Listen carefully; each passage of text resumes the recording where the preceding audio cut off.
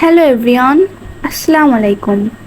আজকে আমি আপনাদেরকে রান্না করে দেখাবো চিংড়ির শুটকি দিয়ে কলমি শাক ভাজি। এজন্য প্রথমে শাকটাকে ভালোভাবে ধুয়ে নিতে হবে। চিংড়ির শুটকিটাকে হালকা ভেজে ভালো মতো ধুয়ে নিতে হবে।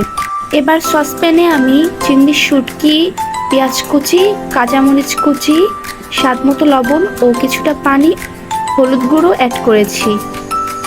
এবার এটাকে ভালোভাবে নেড়ে চেড়ে আমি শাকগুলো দিয়ে দিচ্ছি।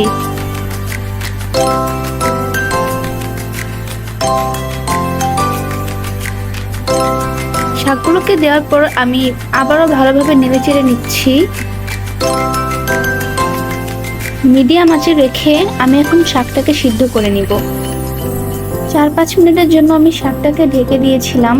পরবর্তীতে আমি আবার ঢাকনা সরিয়ে ফেলেছি, কারণ বেশিক্ষণ ঢাকা থাকলে শাকের যে সবুজ কালারটাই নষ্ট হয়ে যাবে। এবার একটি কড়াইতে আমি শুকনো মরিচ কুচি দিয়ে দিচ্ছি এবং পরিমাণ মতো তেল দিয়ে দিচ্ছি। শুকনো মরিচটাকে আমি এখন ভালোভাবে ভেজে নিব। এরপর আমি অ্যাড করেছি রসুন কুচি। এটা মূলত বাগারের জন্য করেছি। রসুন কুচি ভাজা হয়ে গেলে আমি এর মধ্যে সিদ্ধ করে রাখা শাক দিয়ে দিব। এভাবে 7-8 মিনিট আমি এখন শাকটি রান্না করব। চুলোর আঁচটা আমি মিডিয়াম থেকে হালকা বাড়িয়ে নিব। এই কলমি শাক ভাজিটি খেতে আসলেই খুবই মজাদার, আর কম বেশি আমরা সবাই জানি কলমি শাকের উপকারিতা।